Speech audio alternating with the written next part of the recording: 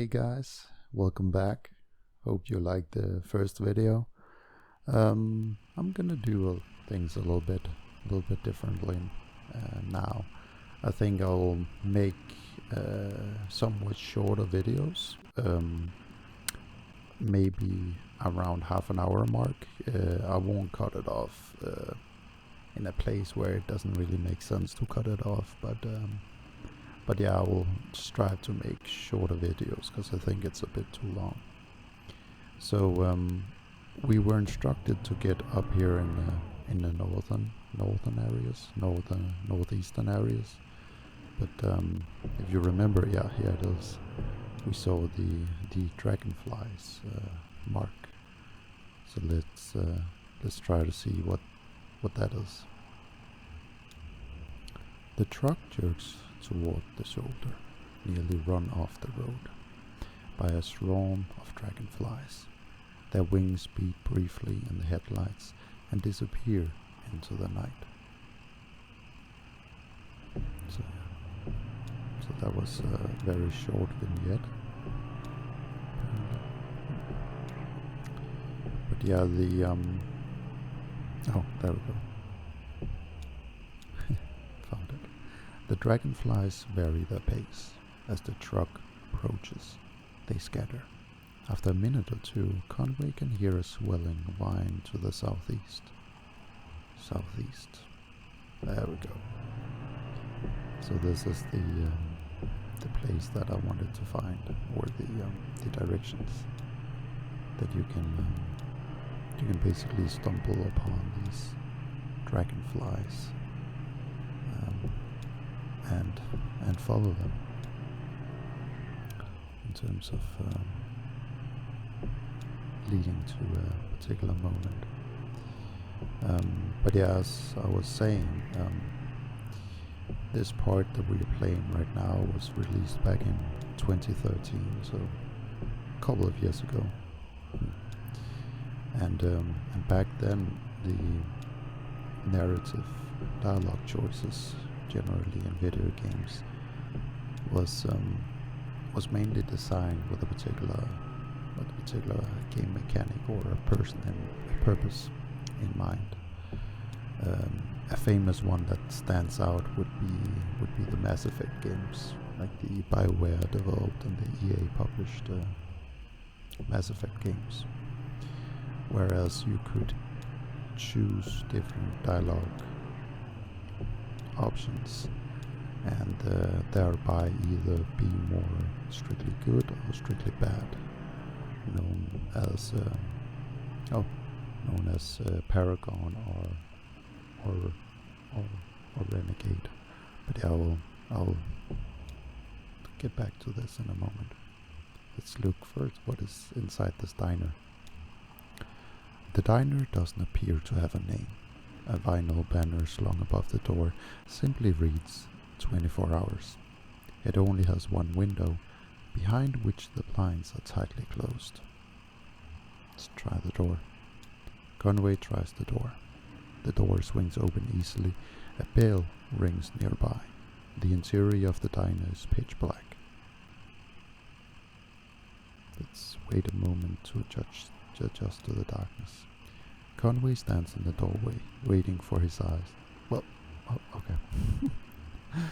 A bit of errant light from the nearby highway creeps through the open door, and gradually Conway is able to make out a few figures inside. Two old men in trucker hats sit in a corner booth, with a checkers board set on the table between them. A young woman standing behind the counter in an apron must be a waitress. The cook stares blankly from the kitchen. It's kinda creepy, sad.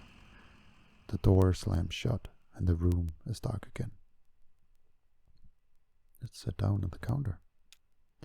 He hits his knee on something hard and metallic, winches quietly, and then carefully finds his way to a stool. He places his hand on the counter. Another hand, a young woman's, rests itself on his. She guides his fingers to a laminated menu. Conway closes his eyes, opens them, maybe closes them again. Impossible to differentiate. Let's ask her about the basketball game. Make some small talk. The Wildcats are struggling, but today's was an important game. They could have rallied. Perhaps the waitress heard the game from the kitchen, or maybe she's a fan herself. Conway clears his throat. He feels a warm hand against his cheek and freezes. Her fingers run across the stubble of his chin. He feels like apologizing. She leans forward, and so does he.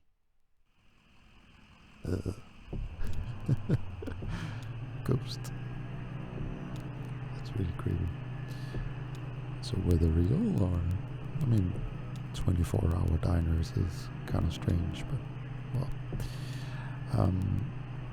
So yeah, as I said about the Mass Effect games, is that usually the dialogue choices are oriented towards a particular game mechanic path or narrative. A set path, either a 1 or a 0. Oh, a house. Let's look into the house. The truck pulls up to a house with an intensely bright porch light. A cloud of dragonflies swirls around the light, darting, hovering, turning at right angles. So this, with the dragonflies, what they led to. There are no lights on in the house. A stencil on the mailbox reads 2880 Baker Boulevard, and below, written in marker, no solicitors. I work for long hours and retire early. Okay. So that was it. Okay. So yeah, so back when this game came out in 2013, if you noticed our choices that we make in terms of our dialogue choices, doesn't really impact much in terms of our morality, let's say index, or who we think on. Just there's something down here. Yeah, the factory. So I'll just quickly say this. So you choose dialogue options not to get to a certain point in the story, or to design Conway in a way that is either good, like the Paragon, or bad as the Renegade, which is kind of interesting because you design Conway through the choices that you make in the dialogue based on your conception of Conway. So you design his personality and his history, his quirks. I think it's kind of interesting. Let's look at this factory here. A creek runs alongside the highway and then turns toward a dirty brick building. A grinding drone from within the building is faintly audible from the interstate. Floodlights on the lawn illuminate smokestacks. At the edge of the building's parking lot, a large sign, partly obscured by trees, reads Artificial Limb Factory. So it's probably American Artificial Limb Factory. Artificial Limb Factory. It's kind of creepy. Oh, clicked on it by mistake.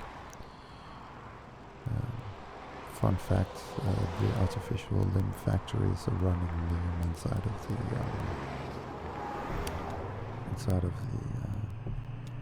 the subreddits and the fandom of this game, Kentucky Route Zero. Guitar player. A young man in grey stained clothes sits by the side of the road. He is playing a worn guitar. To his left is a blue mug. To his right, a withered dog. Let's pet the dog. Conway pets the dog. The dog closes his eyes and pretends to be asleep. The young man strums absently on the guitar, hums tunelessly and occasionally mumbles a word. $1 in the cup. Conway pulls a wrinkled dollar bill from his back pocket and puts it in the young man's cup. The young man stops playing, pulls the wet dollar bill out of his whiskey and hands it back to Conway. Oh, just chilling there.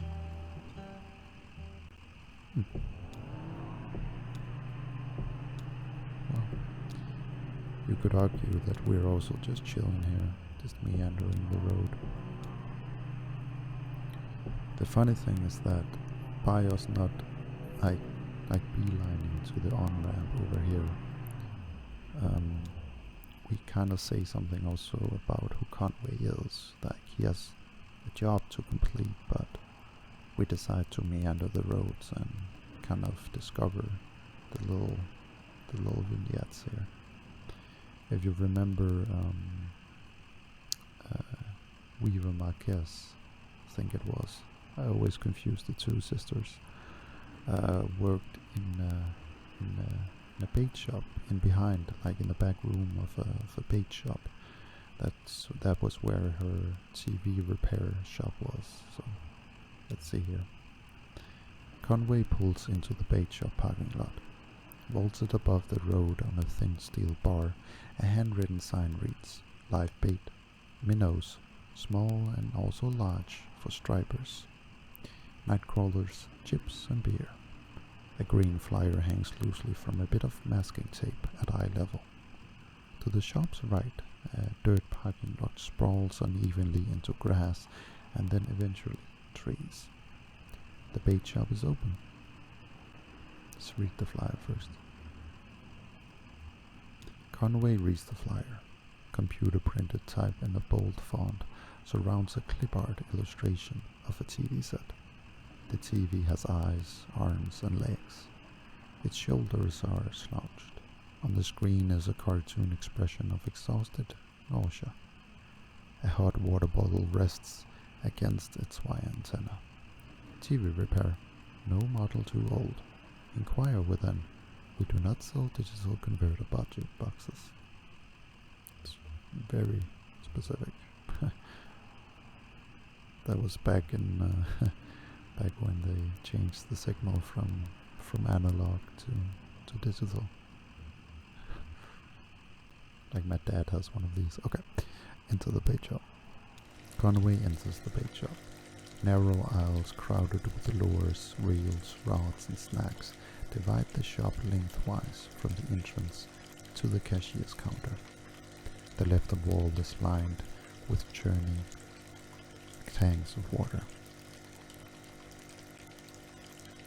Let's approach the counter. Conway approaches the counter. A wiry cashier stands behind the register, preoccupied with a Sudoku puzzle. Let's ask about Shannon. It was Shannon, not Weaver. Weaver was the woman inside of the house. Shannon Marquez. A handwritten sign on the door behind the counter reads, "TV repairs by appointment, please consult with the cashier." The cashier knocks a few times on the door and waits, occasionally glancing at his puzzle. After a few moments with no answer, he notices a smaller note written on the sign, reads it, and points it out to Conway. Read about the note. Weaver, I got your message. Have left for the old mine. Don't know if I will see you there or what. Ready either way. Shannon.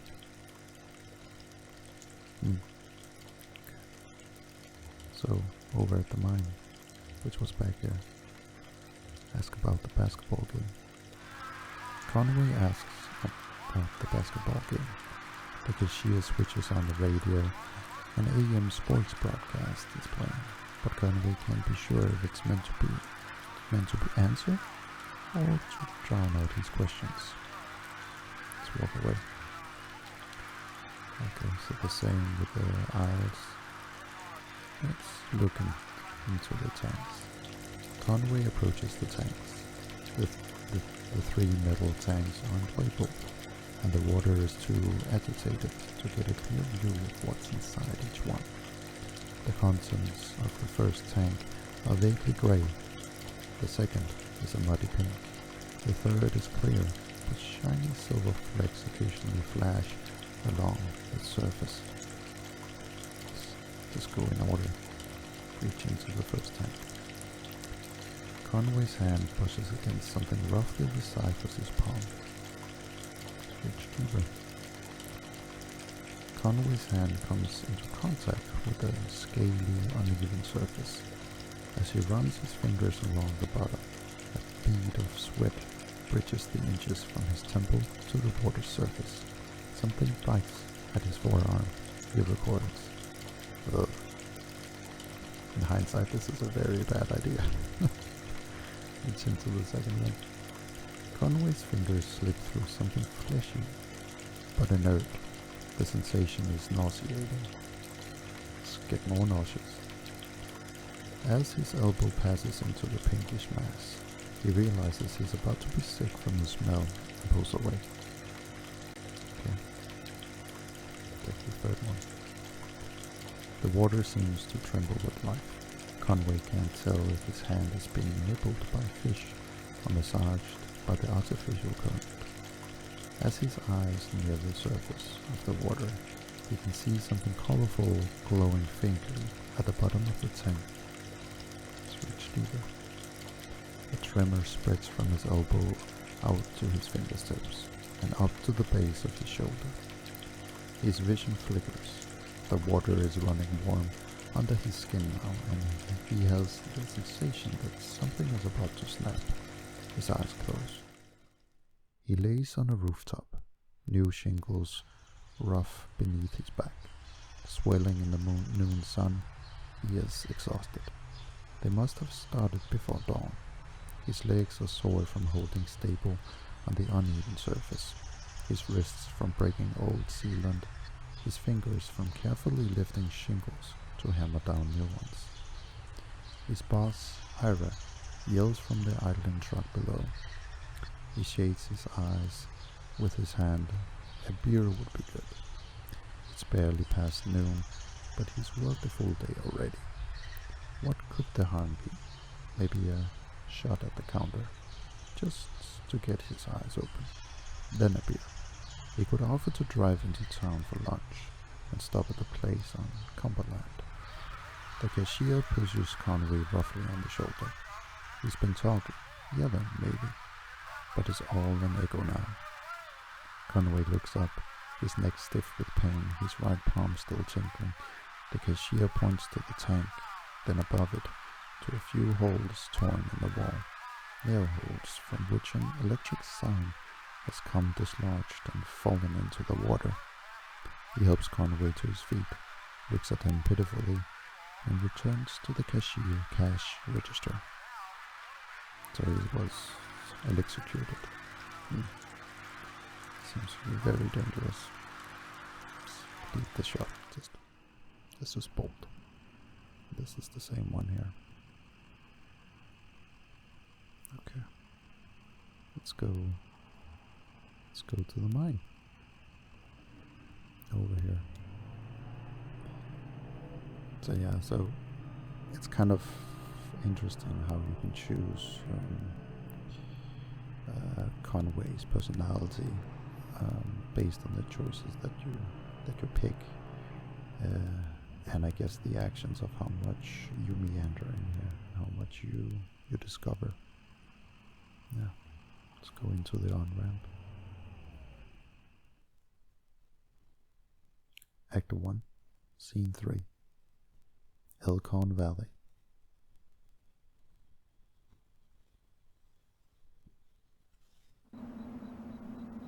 Ugh. Grey tones. Okay. Talk to Homer. Conway brushes some dirt off Homer's hat. How's it going, Homer?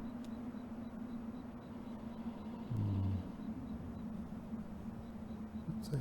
Huh. I'm sure that lady was right about the on-ramp to the zero being here.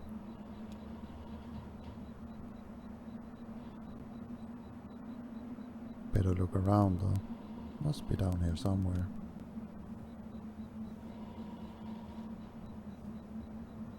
let's take our time and check this out thoroughly. Okay? Hmm.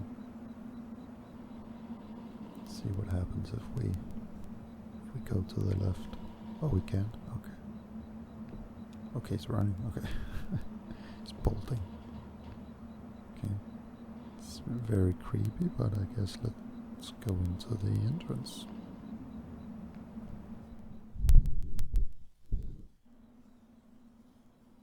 Hmm. Oh, now we play as Shannon.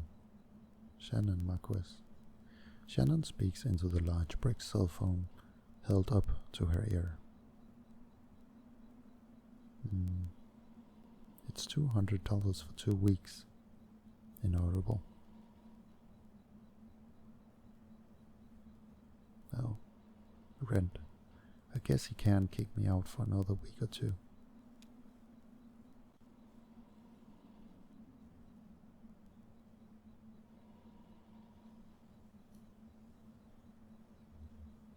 Hmm. Yes, and I appreciate that, but notable. Okay, I'll talk to you tomorrow. Love you. Shannon hangs up the phone and puts it away.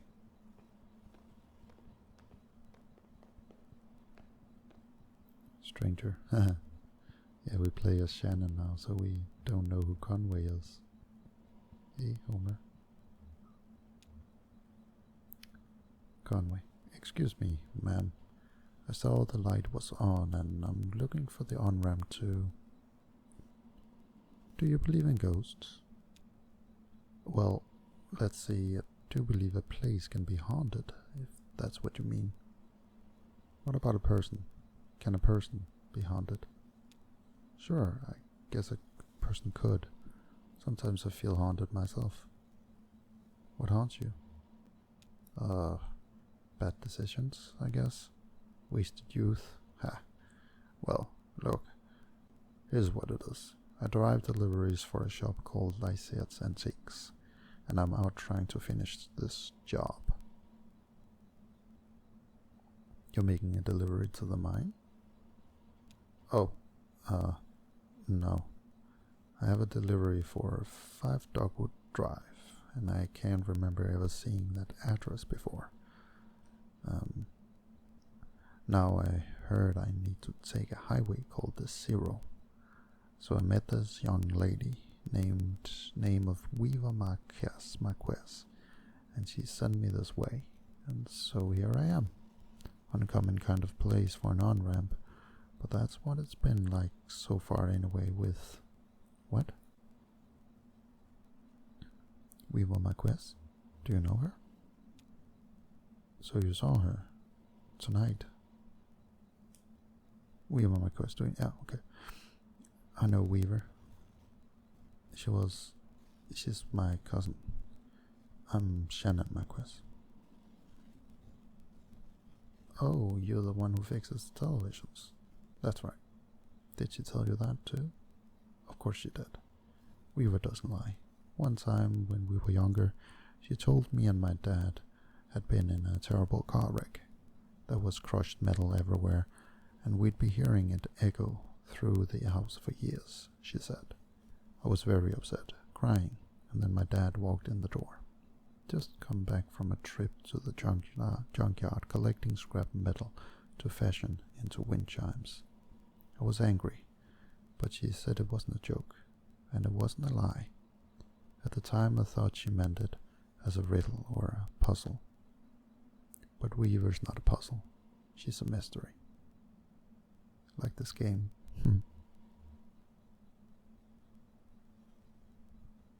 So what are you doing down here, Shannon? I talked to Weaver earlier this evening, too. Or anyway, she talked to me. It's hard to tell if she's listening sometimes. Weaver told me I had to come down here to the old Ilcon mine. She said I'd find something I've been looking for. What are you looking for? Not exactly sure. I have a few ideas. I'll know when I see it. It's not such a bad thing, you showing up now. All told, I'd rather not go down there alone. Your dog should stay up here though. It's no place for a dog. This is an old mine. It runs pretty deep and tangled. If we're going to go down into it, find your on-ramp and whatever else, we've got to keep our bearings and don't want to get turned around. I've got some gear here to measure conductivity, frequency, response, stuff like that. Maybe we can find a way to put a signal out ahead, do some analysis and figure out what kind of typology we're up against. Typology. Okay. Topology. That's the science of continuous space, my friend. The way this twisty maze of passages fits together. The science of continuous space. I guess it is. I mean, pretty sure topology is just map making, but if you want to be fancy about it, you can be the science of continuous space.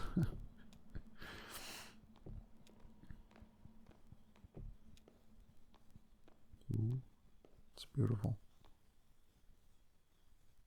Framing. PA. Channel. That runs into the mine's PA system. Do you think it still works?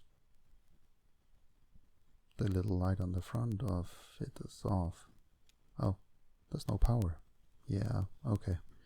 Even this old mine was up and running, it was tricky to keep stuff powered.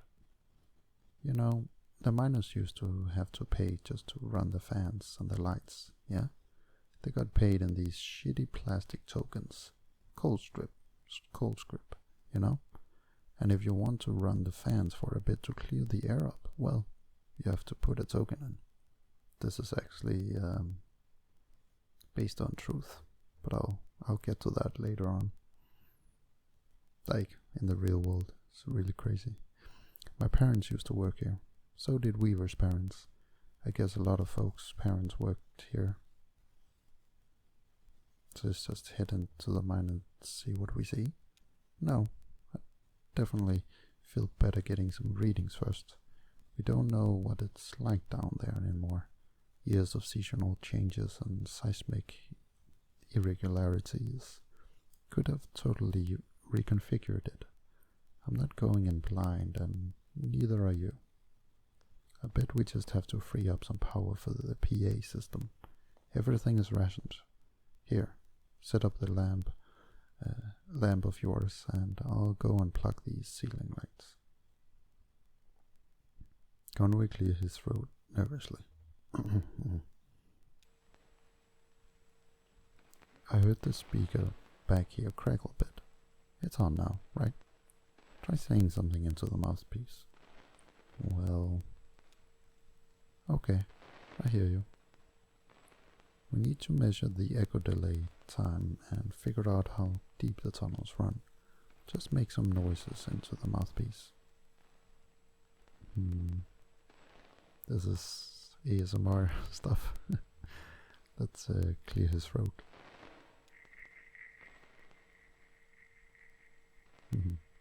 Love the sound design. Let's hum a deep tone. Look at the coloration. It like distorts. Let's whistle. Yeah. Damn, that's a long delay. These tunnels run deep. I bet some of them have ruptured or joined up with a cave system. Alright, I set up my spectrum analyzer, so just say something into the mouthpiece and we can get a sense for how narrow the mine tunnels are. Don't be shy. Just say anything that comes into your head. Tell me a story about something, or what did you have for breakfast today? Let's go with the story. Here's the story. I used to work doing roof repair.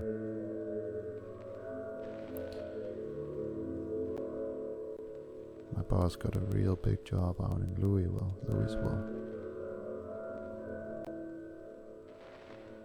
It seemed like a big project, but doable.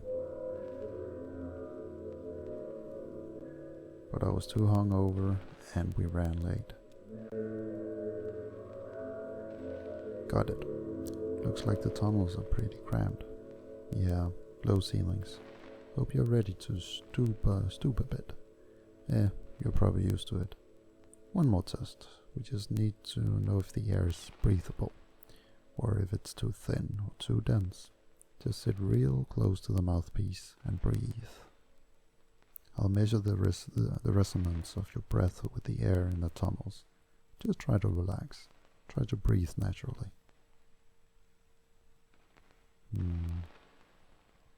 Conway breathes and thinks about the road.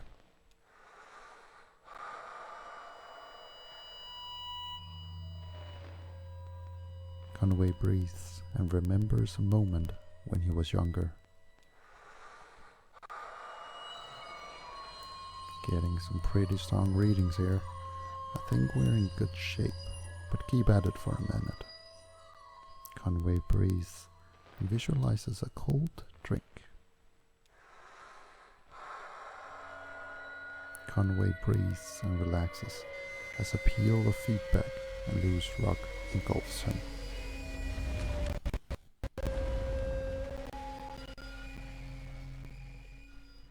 Yeah, that's bad. Okay. Act 1, Scene 4. Elkhorn Mine. And by then we have hit the... let's play this out. Shannon. Jesus, are you alright? What the hell? My leg is stuck. Shit. Okay. I'm going to pull you out. We have to get you out of here. There you go. Okay. Are you hurt? Can you put any weight on that leg? It's all messed up. Here. Let's get you onto the tram. There you go. Now, let's see if this thing has power. Well, okay. There's some luck. Right. We should be able to ride this tram right out one of the auxiliary exits. If there are any. I think there are, though.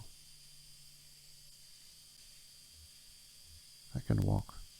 No way. You need to stay off that lake, or you'll just do more damage. We'll just find the exit and then figure out what to do from there. That's our first priority. So, the controls are over on your side.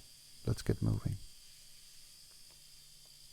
And because we have hit the half an hour mark, oh, just real quick, see how creepy this is.